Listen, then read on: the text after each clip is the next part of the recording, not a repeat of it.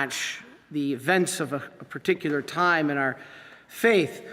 There's been a lot of controversy about the letter to the United States bishops given by Pope Francis regarding immigration, which a lot of people always talk about, Father, don't get involved in politics. Well, Pope Francis just did. And sometimes it's what we call social justice issues within the Catholic Church. Now, what is it about immigration and how does it tie to this passage? Okay. How it ties to the passage, I'll get to in a moment.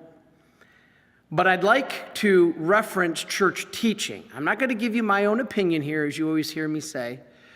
I'm not going to criticize any particular bishops or offices or anything. I'm just going to give you what the church teaches. And we're going to reference encyclical, Thomas Aquinas, who's really the foundation of our teaching.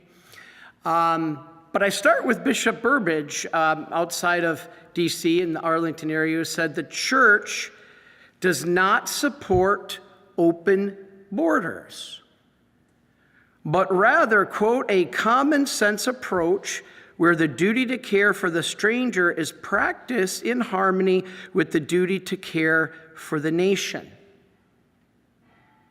He states flat out, open borders is not church teaching, just, unconditional open borders. Let's go to the Catechism. Catechism 2241. Immigrants are obliged to respect with gratitude the material and spiritual heritage of the country that receives them, to obey its laws. This is in the Catechism. And to assist in carrying civic burdens. Now, yes, as a church and Christians, the needy are entitled to our help. They have a right to that, but not to use illegal means to obtain that help. Father, how dare you say that? Kind of appears the letter scolding the United States appeared to say that. Well, let's go back to the Catechism, 2241. Political authorities, so this would be our president, for the sake of the common good for which they are responsible, may make the exercise of the right to immigrate subject to various juridical conditions. That means the law. These conditions would entail that some people are not permitted to immigrate into a country, and if they do so anyway illegally, they may face legal punishment, including being deported. Now, that last part is not specifically mentioned in the Catechism. It's a commentary, but nonetheless, the point is made. The issue of immigration was discussed prior to Vatican II. Did you know this? Yes, it was. But without any teaching that deportation and deporting those who had illegally entered a country was intrinsically evil. Never, ever prior to Vatican II was there any mention by the church that deporting those who entered a country illegally was evil. Never, ever, ever mentioned. In 1929, the Vatican signed an extradition treaty with Italy, agreeing to return any alleged criminals who sought refuge in the Holy See, which they agreed, extradite them. Now, this wouldn't have happened if all deportations were intrinsically evil. The Vatican wouldn't have agreed to that. What about, let's go to the encyclicals and the teaching of the church in the magisterium. Let's go to Gaudium et Spes, which speaks of causing people to move from one place to another. When the church speaks of that, when the church speaks of causing people to move from one place to another, it's about the ejection of people from their proper chosen home. That's deportation. Deportation is evicting you from your proper home. Sending people out of a country that entered illegally back to where they came from is not deportation. This is the whole confusion. That is repatriation. All this words used from our church itself about deportation is not deportation. Deportation is kicking you out of your real true home. Somebody here illegally, this is not their one true home. And the USA, even when they do send back, has done so with transportation, planes. That's mercy. That's not a requirement, actually. I did a lot of research on this. I've been studying this. I'd like to share with you some of the resources that I'd like to quote. There's a popular Catholic priest called Father Z, who has a daily blog. And he said something interesting. The Holy Family, he said, were not illegal aliens or refugees, because the Pope has been referencing the Holy Family quite a bit in comparison to immigration. And a lot of Catholic clergy have stepped up and said the Holy Family were not illegal aliens. They were not refugees. Why is that? This is fascinating. I'm going to quote from his article recently. He said, the Holy Family did not defy civil authority. St. Joseph obeyed the civil law by responding to the census. They did not leave the jurisdiction of the Romans. They didn't go from country to country. This is fascinating. Brother Mark and I were talking about this last night. He even challenged it, and I looked it up. It's true. Egypt was a province of the Roman Empire.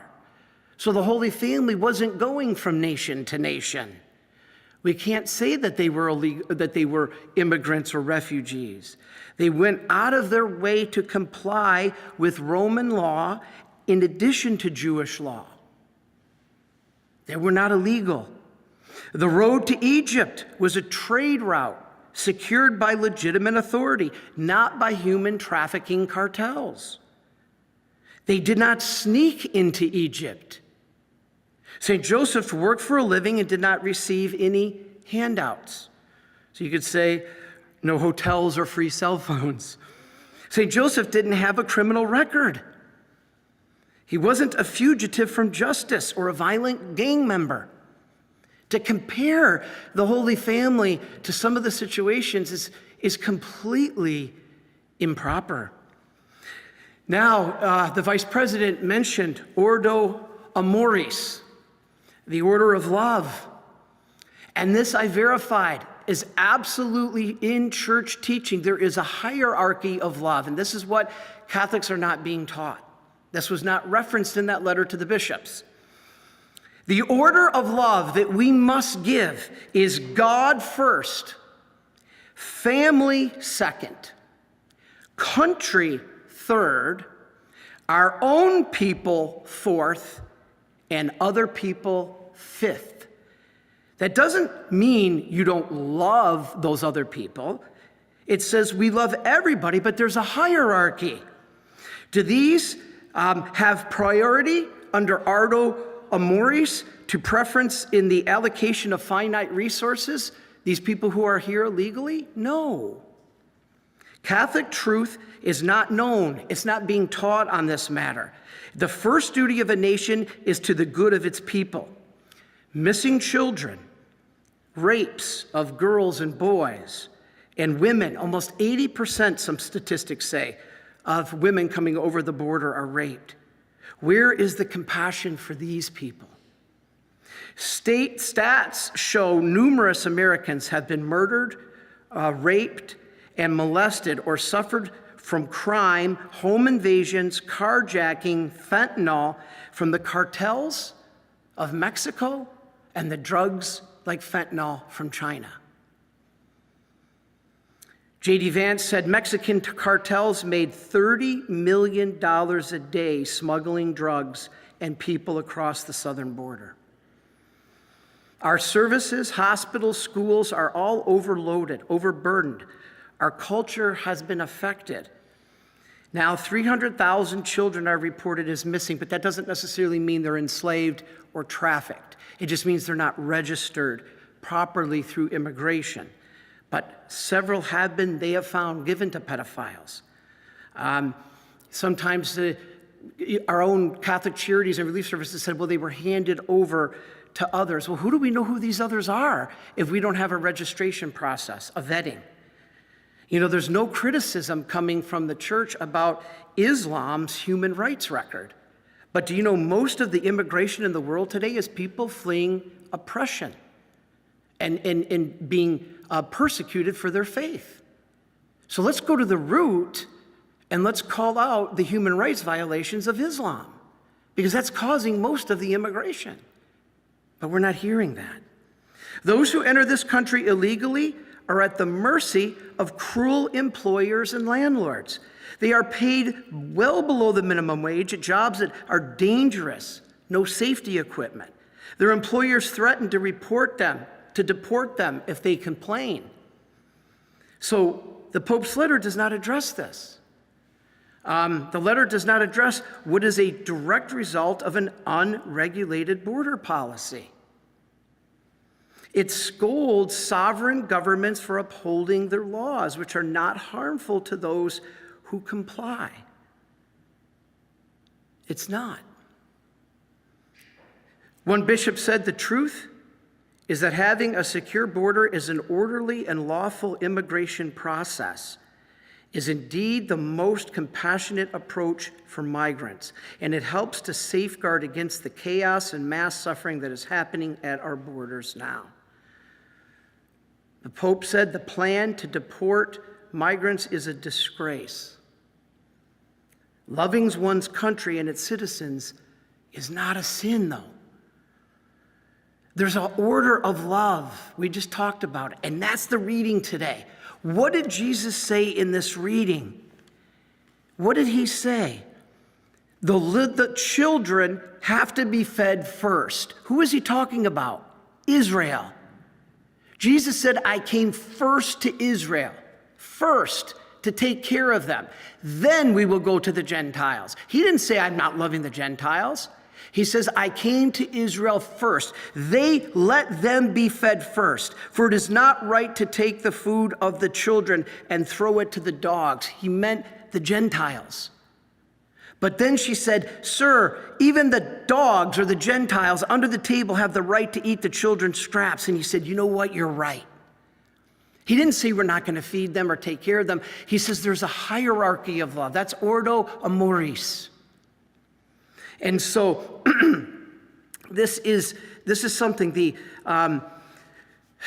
to deport in fact, it's interesting because the chastisement about the immigration policy here in the United States that is trying to be enforced. Do you know the Vatican has a wall?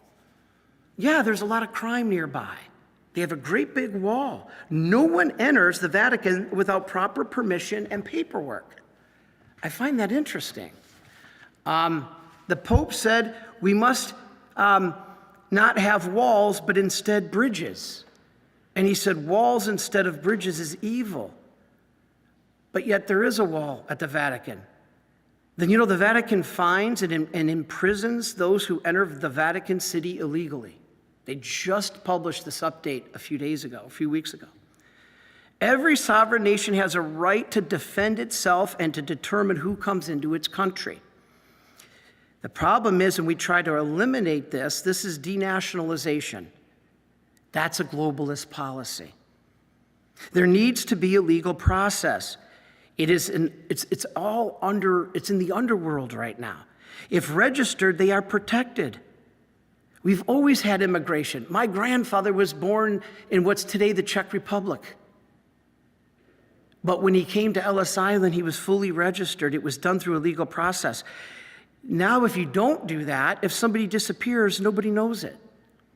Separation at the border is as much about separating children from traffickers, sex traffickers, as anything else. We have to know who their parents are and who they're given to. The USA has written laws. That is sovereignty. Jesus talks to St. Faustina about the sovereignty of nations. It's in the diary. How come that wasn't quoted? Who is defending these people at the border? John Paul II himself said illegal immigration should be prevented. There's a great article online by this S.D. Wright What does the Catholic Church actually teach about immigration? He asked the question, is the state morally obligated to welcome all foreigners without condition? Does the church teaching require open borders? And if so, at what cost? To the nation, its people, and even to the immigrants themselves. No, he said, and this is a beautifully written article supported by many bishops. And he's going to go now to the writings of Thomas Aquinas. This is the foundation of our Catholic teaching, Thomas Aquinas. He also referenced social encyclicals of the 19th and 20th centuries by popes and the nature of civil society itself. Now, he says, far from mandating open borders or condemning all deportations, Catholic Church teaching is this. 1, the civil authorities' primary duty is to the common good of its own people who form the household of the nation. Again, remember, God, family, nation, those inside and then those outside. That's the order of love. Doesn't mean you don't love everyone. You love all 5 of those. Second, hospitality towards immigrants must be guided by prudence and ordered to justice. 3, unchecked immigration can undermine civil society, exploit both native workers and migrants, and serve the interests of globalism at the expense of the common good.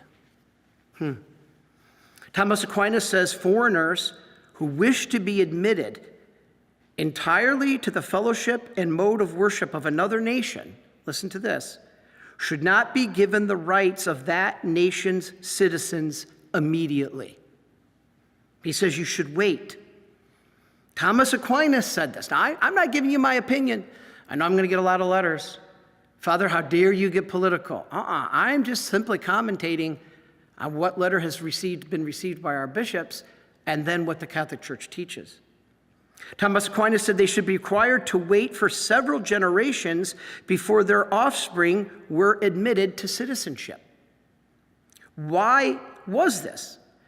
St. Thomas Aquinas immediately explains that it was because the immediate admission of foreigners to citizenship could lead to many dangers. If foreigners were allowed fully into the affairs of a nation as soon as they arrive, the second they arrive, many dangers might occur, since the foreigners may not have the common good firmly at heart yet. They may not understand it. Case in point, the Germanic Goths. In 376 AD, they were allowed to come into Rome as refugees. Soon, they all rose up in revolt, and they crushed the Roman Empire. That's unbelievable. They rose up in revolt and ultimately contributed to the fall of Rome. Civil authority must protect the common good of the nation, that of the people of the nation. The people have a legitimate right to exist as they are and to have this continuing existence protected. We spend millions for immigrants, but many of our own go without basic care. We're not saying you don't help people, but there's an order of love. Ordo amoris, order of love. We love them all. Cardinal Dulles, the Catholic bishop, individual deportations of undesirable aliens occur continually as a matter of national policy today. Mass deportations could perhaps be necessary for the sake of peace and security. Civil authority can justly restrict some civil rights of those who aren't members of the civil society. Illegal. Let's go back to the Catechism. Civil society has a right and duty to defend itself and the people of which it is constituted. Non-citizens don't have unconditional rights to reside, receive full benefits, or to automatically attain citizenship. This is manifested in the law of the Old Covenant and in the duties which are imposed in the New Testament. So to finish, sorry this is long, But I think us Catholics are not understanding the full church teaching. We're going to finish with the biggest one, the Bible. In 1 Timothy, Paul writes, "But if any man have not care of his own, and especially of those of his house, he has denied the faith and is worse than an infidel." What would St. Paul say to a man who not only neglects his own or a country, but in fact invites outsiders into the household and focuses on them to the detriment of his own and endangers them? St. Thomas Aquinas commented on this, and he said, as Augustine says, "We can wish well to everyone, but those who are closer to us are regarded as our principals and consequently more worthy of love." I'm not saying that. That's Thomas Aquinas. If he does not observe the faith in regard to those to whom nature has given him, a nation would be its citizens, the result is that he will not observe it in regards to others. So I finish by saying those who advocate for extravagant immigration policies, hotels in the millions, cell phones, and many other benefits to illegal aliens and immigrants with whom they were not personally given but are here illegally at the expense of the actual citizens clearly come under St. Paul's condemnation. Unregistered influx aggravates the problems of civil society by increasing the supply of cheap labor, driving up the demand for housing and property, and then everybody hurts, the migrants too. This is gravely immoral. This is what it said in the article. Even if the rulers intend to act for the good, alleged common good of the community or for the private good of the migrants, the problems of Thomas Aquinas are not resolved by admitting those non-members automatically as citizens. Oh, but Father, the Bible and Exodus, the Jews, the Israelites, they were immigrants for 40 years. No, the Jews, it was not about immigration, the Israelites. It was about going home to the land God had given them, the right home. So it was not deportation, it was repatriation. This was the land God gave them. So how does a state's enforcement of its declared laws regarding illegal immigration, which some knew to be violating it, how does that an offense to their dignity? It's not. Christians who don't support open borders are somehow now made to feel not faithful, not followers of Jesus. But the Old and New Testament and the teaching of Christian theologians and Catholic teaching shows the opposite is true. So lastly, a quote by Trent Horn, a great Catholic theologian. He said, quote, "Catholics should continue to promote immigration policies that respect the right to migrate and treat migrants with compassion while also respecting the right of the nations to maintain sovereign borders. This would include the right, in at least some circumstances, to deport people who illegally enter." Again, none of this is my opinion. I'm not here to criticize anybody who's trying to love. I'm not criticizing anybody in the church who feels people deserve love. We all do. But there is an order. There is a process that the Catechism calls out. I just read the bishops called out, popes of the past have called out, and the Catechism calls out. That's church teaching. And so as I opened up this statement from Bishop Burbidge, automatic unconditional open border policy is not Catholic teaching. So while you might write me and condemn me, that's okay, because you're not condemning me. You're condemning church teaching. Because all I gave you here is what the church has taught for centuries. So God bless you. Let's pray for all people. no matter where they fall in that hierarchy of love, we have to love all people. We must love all people, but we must also do it not at the expense of others, but to help all people. God bless you, and God bless America.